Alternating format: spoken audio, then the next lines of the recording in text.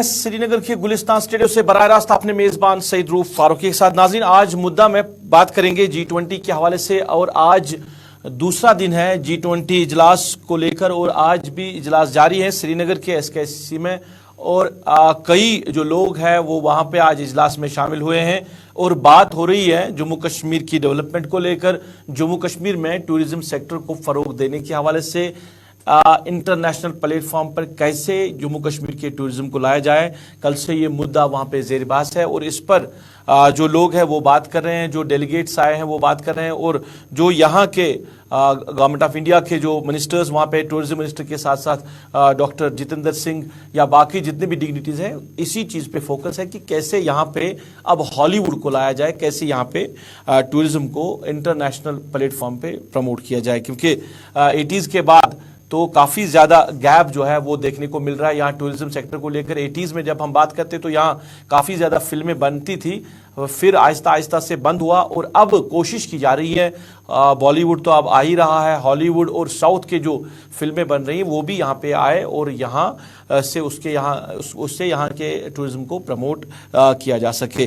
पर टूरिज्म को प्रमोट करने के हवाले से और जो फिल्मी सयाहत को प्रमोट करने के साथ साथ अब ये भी बातें सामने आ रही है कि यहाँ पे जो रिलीजियस टूरिज्म है उसको प्रमोट करने की ज़रूरत है, यानी जो मजहबी सयाहत है उसको भी प्रमोट करने की ज़रूरत है और यहाँ पोटेंशियल है रिलीजियस टूरिज्म का।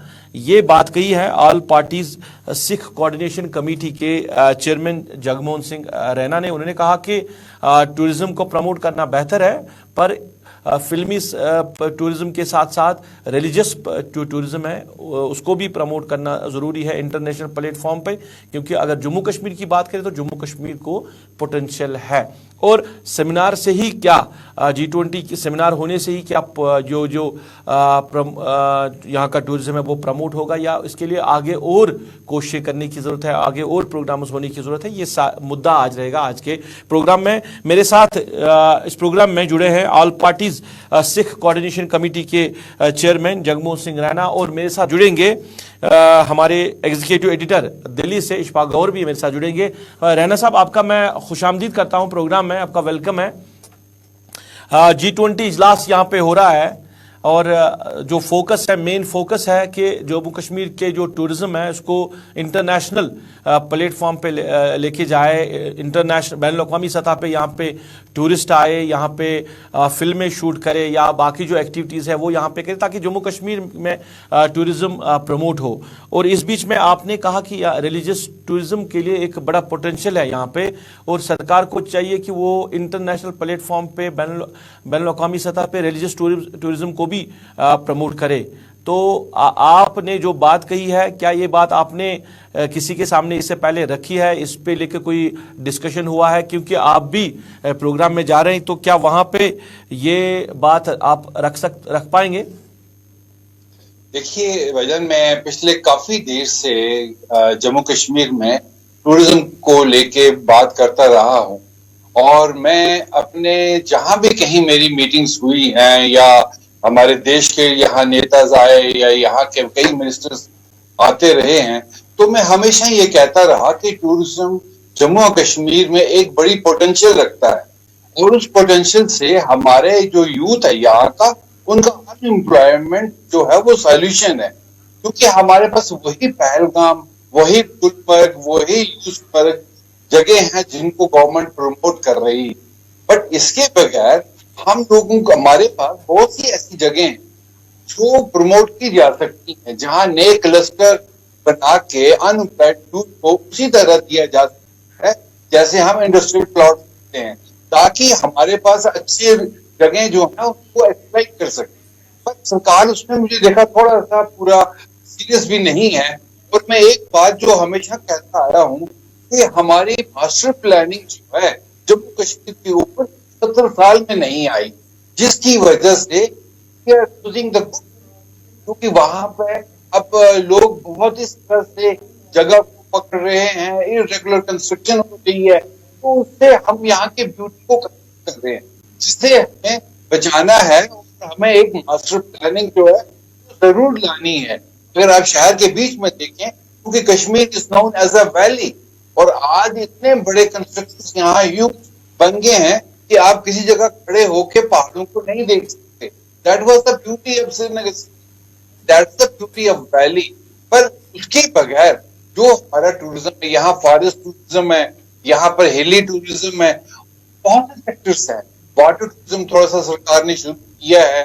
तो इस तरह से यहाँ पे मैं इन चीजों को लेके बात करता आया हूँ। अब G20 के लोग जब यहाँ थर्ड मीटिंग के लिए यहाँ आए तो मुझे एक बात जरूर लगी कि हमारे कंट्रीज के बीच में प्यार और मोहब्बत बढ़ेगा अगर हम रिलीजियस टूरिज्म को भी बढ़ावा देने की बात करें। अभी आप देखिए कि हमारी माता वैष्णो देवी है, 91 लाख टूरिस्ट वहाँ, नॉन रिलीजियस टूरिस्ट जो है पिछले साल वहां आया। और हमारी अमरनाथ यात्रा है, हर साल 4 से 5 लाख लोग जो है अमरनाथ यात्रा आते हैं। या खीर भवानी है, वहां भी तकरीबन लाख के करीब लोग आते हैं। इसी तरह से हमारी यहाँ जगह मस्जिद है, यहाँ हमारी दरगाह हजरत में, यहाँ होली रेलिक है, यहाँ पे लोग आ सकते हैं बाहर से अगर हम इसको दुनिया में एक्सप्लोर करें। तो इन जगहों के लिए तो टूरिज्म हमारा रिलीजियस टूरिज्म है ये बढ़ सकता है। इसके अलावा भी जो दुनिया भर के लोग, ननकाना साहब पंजाब में है, वो गुरु नानक देव जी की जगह है, वहां भी लोग जा सकते हैं, दुनिया भर के लोग जा सकते हैं। मक्का मदीना है, लोग हज के लिए जाते हैं। और कैलाश मानसरोवर है, वहां ये मोस्ट हिंदू का सबसे बड़ा एक जगह है, मुकद्दस जगह है, जहाँ यहाँ इन सब जगहों के लिए एक फ्री माहौल चाहिए, एक सिंपल वीजा चाहिए। उससे हम लोग दुनिया भर में आपस में प्रेम भी बढ़ा सकते हैं और एक जो रिलीजियस टूरिज्म है उसको बढ़ा सकते हैं। क्योंकि जब रैना साहब आपने कहा कि लिबरल वीजा की बात की, लिबरल वीजा की लाने की जरूरत है। जी जी, तो जो लिबरल वीजा है, इसलिए मैं कह रहा हूँ कि उससे ये होगा कि एक फ्री मूवमेंट होगी लोगों के बीच में आने जाने में। थोड़ी सी जो आइडेंटिफिकेशन होती है वो लिबरल वीजा में वही होना चाहिए ताकि लोग आए जाएं। तो एक टूरिज्म बढ़ने की एक गुंजाइश है। इसीलिए मैं इस चीज को लेके आया क्योंकि इस वक्त दुनिया भर के लोग हम मिल रहे हैं। अभी जो ये कैलाश मानसरोवर की यात्रा जो होती है ये चाइना में है और ननकाना साहिब पाकिस्तान में है। इस तरह से मक्का मदीना सऊदी में लोगों के साथ यहाँ बैठ के बात हो सकती है कि साहब हम कौन से ऐसे मेथड जो हैं। राणा साहब दोबारा मैं आपके पास आऊंगा सर, दोबारा मैं आपके पास आऊंगा। हमारे साथ एग्जीक्यूटिव एडिटर इशफाक गौहर भी जुड़े हैं दिल्ली से। गौहर साहब आपका खैर मकदम है। G20 इजलास जारी है जम्मू कश्मीर में, खासकर जो फोकस है वो टूरिज्म को लेकर है। तो कई जो इस सन्नत के साथ जुड़े लोग हैं उनका कहना है कि हम इसका वेलकम करते हैं इस स्टेप का, क्योंकि अगर 80s के बाद हम देखें तो कहीं ना कहीं इस सन्नत को काफी ज्यादा नुकसान उठाने पड़े क्योंकि ज्यादा तवज्जो इसकी तरफ नहीं दी गई। 80s में तो यहाँ पे फिल्में शूट होती थी, वो भी फिर बंद। तो गौहर साहब को शायद आवाज नहीं मिल रही है, दोबारा से हम कोशिश करेंगे आवाज वहां पे राब्ता कायम करने की। राणा साहब फिर से मैं आपके पास ही आऊंगा कि ये क्या आप मानते हैं कि जो लिबरल, गौर साहब आवाज आ रही है आपको? गौर साहब जी जी आपकी आवाज आ रही है। गौर साहब मैं ये जानना चाहूंगा आपसे कि G20 इजलास चल रहा है, आज भी जो फंक्शंस हैं वो चल रही है, पर फोकस जो है वो टूरिज्म को लेकर है। इंटरनेशनल प्लेटफॉर्म पे कैसे जम्मू कश्मीर को टूरिज्म को लेके जाए और इसके लिए कोशिशें जो है वो सरकार कर रही है। हालांकि जो इसके साथ जुड़े लोग हैं इस सन्नत के साथ वो वेलकम करें इस स्टेप का कि इससे टूरिज्म को अगर यहाँ पे बढ़ावा मिल सकता है तो यहाँ के जो बाकी जो कारोबारी लोग हैं, जो सन्नतें हैं, उनको भी फरोग मिल सकता है, तो ओवरऑल इससे डेवलपमेंट होगी, ये इससे जुड़े लोग कहते हैं। पर कई लोगों का ये कहना है कि सिर्फ G20 से ही हम इसको इंटरनेशनल प्लेटफॉर्म पे लेके नहीं जा सकते हैं, हमें और कोशिशें करनी होगी। G20 के बाद भी हमें ये प्रोसेस कंटिन्यू रखना होगा क्योंकि 80s के बाद जब हम बात करते हैं तो कहीं ना कहीं टूरिज्म इंडस्ट्री को काफी ज्यादा नुकसान उठाना पड़ा, फिर उसके लिए दोबारा रिवाइवल की उस तरह की कोशिशें नहीं की गई। देखिए बिल्कुल आपकी बात सही है। अगर हम 80s से पहले को देखें तो एक बहुत बड़ा हमारे पास ग्राउंड था जहां पर हम काम कर रहे थे, जहां पर हम बात करते थे टूरिज्म के हवाले से और जहां पर हमें ये उम्मीद थी कि ये सेक्टर और ज्यादा बढ़ेगा।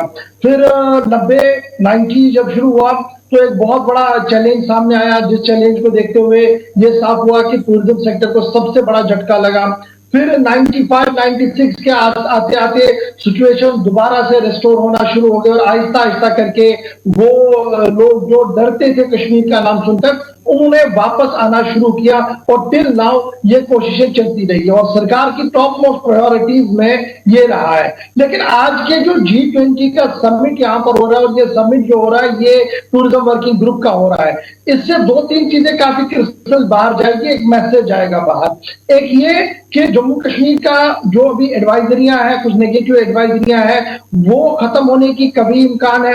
एक मैसेज यहां से मरकजी हुकूमत की तरफ से दिया गया कि देखिए जो पॉलिसी हमारी है नेशनल टूरिज्म पॉलिसी उसको रिव्यू किया जाएगा और जो हदफ है तकरीबन मिलियन ऑफ टूरिस्ट इस बार इस साल में हमारे पास जम्मू कश्मीर आए, तो एक अच्छा कदम है। लेकिन कल ही जब हम देखें इस पूरे एलानिया में जो कल से चल रहा है, दो फैक्टर्स काफी उभर कर सामने आए। एक ये कि मजहबी सयाहत को बहुत ज्यादा परवान चढ़ाया जाए। मजहबी सयाहत का मतलब हमारा जो रिलीजियस टूरिज्म है, चाहे वो जम्मू प्रोविंस हो चाहे वो कश्मीर प्रोविंस हो। और फिर जब आप जम्मू प्रोविंस की बात करते हैं तो हमारे पास बहुत सारी चीजें ऐसी हैं जो भी अनफोर्ड है, जिनको पूरी तरह से ऑर्गेनाइज करने की जरूरत है, जहां पर पूरे मुल्क से सयाह आ सकते हैं। और इसी तरीके से जब आप कश्मीर पर चलेंगे जिसे पूरी तरह से सूफी संतों का रियासत कहा जा रहा है, तो जहां पर आपको कदीम गुरुद्वाराएं नजर आएंगी, जहां पर आपको कदीम चर्च नजर आएंगे, जहां पर आपको कदीम दरगाहें नजर आएंगी,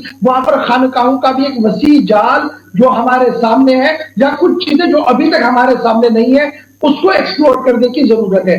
तो central Asia, south Asia, north Asia से लोगों को अट्रैक्ट करने के लिए ही शायद गवर्नमेंट का ये मन है कि इस बार रिलीजियस टूरिज्म को बढ़ावा दिया जाए। तो क्या सिर्फ G20 से ये पूरा काम होगा? तो बात सीधी है कि सिर्फ G20 से ही काम शुरू नहीं होगा।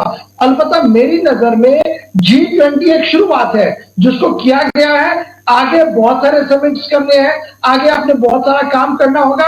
रादर जिस तरीके से हम बाहर कैंपेनिंग के लिए जा रहे हैं, हमने बाहर से प्लेयर्स को लाना होगा, उनको कॉन्फिडेंस दिलाना होगा कि आप यहाँ पर सिक्योर है, आप यहाँ पर सेफ है, आप यहाँ पर आइए। और एक अच्छी बात जो मुझे कल इस पूरे कॉन्फ्रेंस में कल से नजर आई वो ये है कि infrastructure development, infrastructure in tourism sector, और उसमें FDI को 100% करने की बात हो रही है पूरे मुल्क के अंदर। और जब पूरे मुल्क के अंदर होगा FDI पूरा 100% FDI होगा तो जम्मू कश्मीर के अंदर भी होगा। तो लेकिन पॉलिटिकली क्या ये एक्सेप्ट होगा? कि कुछ पॉलिटिकल पार्टीज को एक बड़ा सवाल है, इस पर एक बहस जरूर उठेगी, क्या 100% FDI होना चाहिए नहीं होना चाहिए। लेकिन कॉन्सेप्ट जो कंसीव किया जा रहा है, जो तैयार किया जा रहा है जम्मू कश्मीर और पूरे मुल्क को लेकर सयाहत के हवाले से, वो एक और कदम हो सकता है आगे। लेकिन ये देखना होगा कि 2024 से पहले ही ये कदम सामने आएगा या 2026 इंतखाबात के बाद हमें ये नेशनल पॉलिसी देखने को मिलेगी। लेकिन बाय एंड लार्ज मुझे उम्मीद है जो 1-to-1 सिस्टम चल रहा है, एक के बाद एक कदम उठाने की कोशिश की जा रही है, कॉन्फिडेंस बिल्डिंग मेजर्स किए जा रहे हैं, इससे प्रमोशन ऑफ टूरिज्म जरूर जम्मू कश्मीर के अंदर होगा। गौर साहब, ये जगमोहन सिंह रैना जी मेरे साथ जुड़े हैं। इनका ये इन्होंने भी बात की थी जो रिलीजियस टूरिज्म है इनको लेकर कि रिलीजियस टूरिज्म को प्रमोट करना होगा इन्होंने बैनुल अक़वामी सतह पर इन्होंने जो लिबरल वीज़ा पॉलिसी की बात की है कि अब अडॉप्ट करना चाहिए हिंदुस्तान को भी लिबरल वीज़ा, जैसे बाकी ममालिक कर रहे हैं, चाइना कर रहा है, पाकिस्तान कर रहा है, बाकी ममालिक कर रहे हैं, तो हमें भी उसकी तरफ जाना चाहिए कि हम कैसे लिबरल वीज़ा पॉलिसी को अडॉप्ट करें। तो मुमकिन है आज के दिन में जब आप समिट कर रहे हो, जब आप प्रोग्राम कर रहे हो और आप रिलीजियस टूरिज्म को प्रमोट करने की बात कर रहे हो, तो क्या मुमकिन है कि हम भी उस तरफ जाएंगे और लिबरल वीजा जो है वो पॉलिसी अडॉप्ट करेंगे? आवाज नहीं जा रही है, दोबारा से हम कोशिश करेंगे। कुछ इशू आ रहा है। राणा साहब, मैं आपसे जानना चाहूंगा कि आपने कहा कि कुछ हमारा जो फोकस है कुछ 2-3 जगहों पे ही रहा जब हम ओवरऑल टूरिज्म की बात करते हैं। आपने कहा कि जम्मू कश्मीर, खासकर कश्मीर की बात की, हर एक जो एरिया है, इलाका है, वो खूबसूरत है, उसको डेवलप करने की कोशिश करनी चाहिए, उस पे सरकार की नजर होनी चाहिए, क्योंकि आपने जिक्र किया है कि हम पहलगाम और गुलमर्ग पे ही कहीं ना कहीं बात कर रहे हैं। नहीं, देखिए आप लोलाब को देखिए, कितनी खूबसूरत जगह है, पानी है, फॉरेस्ट है। अभी दूध पथरी रिसेंटली यहाँ इंट्रोड्यूस किया, लेकिन अभी भी वो पूरा डेवलप नहीं कर पाए। इंफ्रास्ट्रक्चर में इतनी कमी है कि अभी पिछली बार सरकार को यहाँ लोगों को अपील करनी पड़ी कि आप अपने हाउस दीजिए, कमरे दीजिए, लोगों के रहने के लिए, क्योंकि टूरिस्ट का फ्लो इतना आया है यहाँ पर। तो मेरा कहने का मतलब वही था कि इन सब चीजों की बेसिक चीज जो है, मास्टर प्लानिंग वेरी इंपॉर्टेंट, क्योंकि कश्मीर सारा जो इसका बेस है इकोनॉमी का, कश्मीर का सारा टूरिज्म पर है। जब लोग बाहर से आते हैं तो यहाँ पे वो हैंडीक्राफ्ट खरीदते हैं, कारपेट खरीदते हैं, शॉले खरीदते हैं, या हाउस बोट लेते हैं, शिकारे लेते हैं, तो सारा बेस वही है। तो इसलिए आता है फॉरेन एक्सचेंज जो कि, जैसे मैं कर रहा हूँ रिलीजियस टूरिज्म की, फॉरेन एक्सचेंज वो विल गेट, और हमारे देश को उसमें फायदा होगा। पर इसका पूरा फोकस होना बहुत जरूरी है। ये सुपरफिशियल खाली मीटिंग्स और इसको हाईलाइट करना कि हम लोगों ने मीट किया, ये उससे फायदा कुछ नहीं होने वाला अनलेस अनटिल इसमें सही डिसीजन लिए जाए। और सरकार को भी मालूम होना चाहिए, गवर्नमेंट ऑफ इंडिया को भी मालूम होना चाहिए कि हम कश्मीर की पोटेंशियल जो है टूरिज्म की, उस पर किस तरह से काम करें, तो जाके यहाँ एक डेवलपमेंट होगी। और यहाँ का जो यूथ है उसमें अनएम्प्लॉयमेंट वो उसमें जाएगा, काम करेगा, तो नेचुरली यहाँ 100% अनएम्प्लॉयमेंट जो है वो इससे दूर हो सकती है, प्रोवाइडेड अगर यहाँ क्लस्टर कंस्ट्रक्शन हो। जैसे आप एक एरिया ले लीजिए, लोग आप एक एरिया ले लीजिए, अगर 10 मकान बनाए, पर मैं एक चीज बड़ा श्योर हूँ इस पर कि भाई without disturbing the ecology of Kashmir, मैंने देखा है कई कंट्रीज में वहां पे पेड़। मैं दोबारा से आपके पास आऊंगा, गौर साहब को आवाज आ रही है? अब गौर साहब आवाज आ रही है आपको?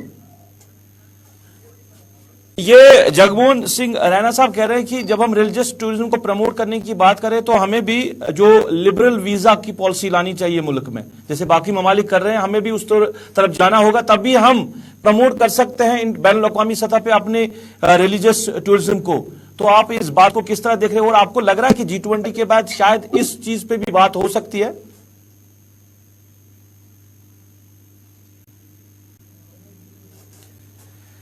चलिए, फिर से राब्ता मुनक़ता हुआ है, कोशिश करेंगे। अच्छा राणा साहब, जब हम टूरिज्म की बात करते हैं, कश्मीर इतना खूबसूरत है कि यहाँ पे लोग खुद ही आते हैं, अगर हम टूरिस्ट की बात करें, और वो नज़ारा करना चाहते हैं यहाँ का। पर आप सियासत के साथ भी जुड़े हैं, सियासी पार्टियों के साथ भी आप रहे हैं, तो आपको क्या लग रहा है कि यहाँ की जो पॉलिटिकल पार्टीज है जिन्होंने हुकूमतें की है, उनका कितना बड़ा रोल रहा है यहाँ टूरिज्म सेक्टर को प्रमोट करने में? क्योंकि गुलमर्ग, पहलगाम जैसी को छोड़ के बाकी जिन जगहों का आप जिक्र कर रहे हैं उनको कभी प्रमोट नहीं किया गया। तो यहाँ की जो सरकारें रही है उनका कितना रोल रहा है जम्मू कश्मीर के टूरिज्म को उस पोजीशन तक लाने के लिए? देखिए साहब, ये बातें बिल्कुल सबके सामने है, क्रिटिसिज्म करना बड़ा आसान है, लेकिन जब बात कहे आदमी की कोई पॉलिटिकल पार्टी कोई नक्शा लेके आए, मैं वही आपके बार बार इस चीज पर बड़ा ट्रस्ट कर रहा हूँ कि मास्टर प्लानिंग कहीं हुई नहीं। अभी हमारा वाटरफॉल है सबसे बड़ा चुनिया में, क्या नाम उस जगह का, हरबल फॉल। आप अगर आज देखें और आज से 30 साल पहले देखें, 30 साल पहले वो लगता था हरबल फॉल और दुनिया के लोग वहां देखने जाते थे। आज वहां पर पूरा क्लस्टर, पूरे हाउसेस, पूरा गांव पीछे से उनके आगे आगे आगे बैठ गया। That doesn't look like a tourist resort now. तो इसीलिए अभी सोनामर्ग है, सोनामर्ग के बीच में एक बड़ी अच्छी जगह थी, एक अच्छा प्लेटो था, बड़ा अच्छा लग रहा था, लेकिन वहां पर इतना कंस्ट्रक्शन हो गया, होटल वगैरह, और ये सारा मिसमैनेजमेंट है।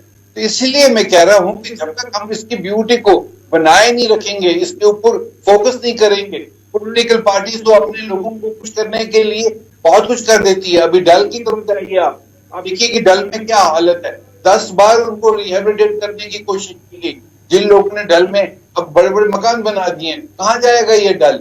और डल ही हमारी पहचान है कश्मीर की। तो इस तरह से यहाँ बहुत काम है। गौर साहब आवाज आ रही है? गौर साहब आवाज आ रही है आपको?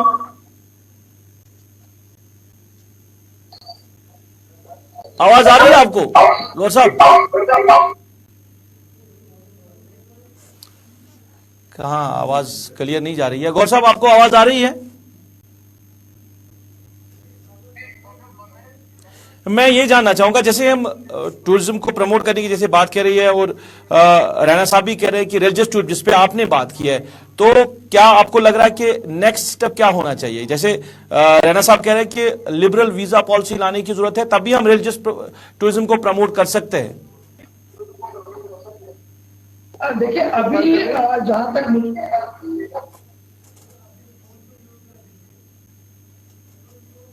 आप गौर साहब जरा फोन को म्यूट कर दीजिए, फिर आपकी आवाज आएगी क्लियर।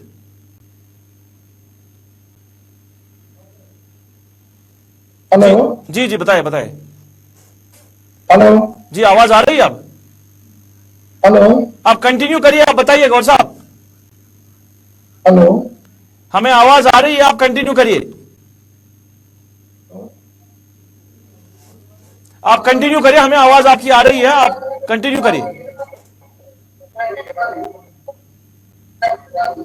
देखिए जहां तक हम ओवरऑल पोजीशन की बात करें तो दो चीजें मेरी नजर में बड़ी इंपॉर्टेंट है। एक ये कि जब भी इस तरीके का रिलीजियस टूरिज्म को प्रमोट करने का मामला हो, स्टेक होल्डर्स को ऑन बोर्ड लेना है।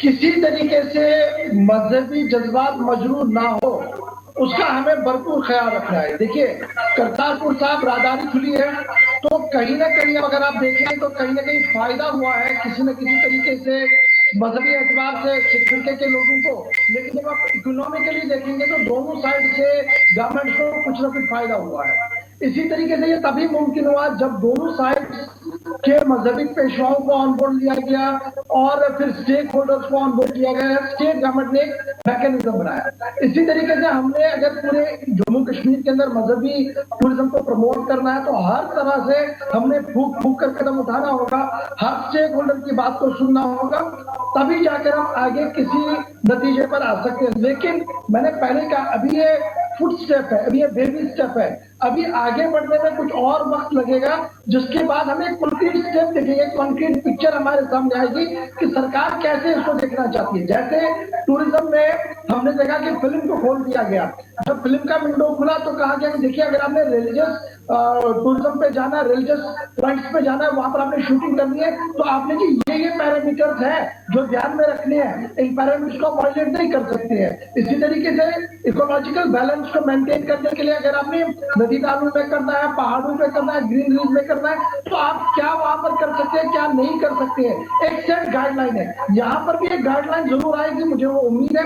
अभी चूंकि एक बेबी स्टेप है, अभी शुरुआत है, थोड़ा सा हमें इंतजार करना होगा कि गवर्नमेंट की किटी से क्या कुछ बाहर आता है, उसके बाद ही एक बड़ा व्यू पॉइंट सामने आएगा जिस पर मजीद डिबेट हो सकती है। लेकिन शुरुआत अच्छी है कि जम्मू कश्मीर सिर्फ कुदरती नजारों के लिए नहीं है, यहाँ पर पोटेंशियल है रिलीजियस टूरिज्म का, उसको प्रमोट किया जाए। डोडा के अंदर, किश्तवाड़ के अंदर, पुंछ के अंदर, जम्मू के अंदर, कश्मीर के अंदर, तो ये सारा कुछ अगर डेवलप होता है तो अगर हमारे पास 10 लाख टूरिस्ट आते हैं वो बढ़ के 30 लाख 40 लाख तक हो सकता है। इस तरीके की उम्मीद जो है वो चलिए बहुत बहुत शुक्रिया, बहुत बहुत शुक्रिया। प्रोग्राम का वक्त खत्म हो रहा है, मैं दोनों का शुक्रिया, रैना साहब आपका शुक्रिया और इशफाक गौहर साहब आपका भी शुक्रिया प्रोग्राम में जुड़ने के लिए।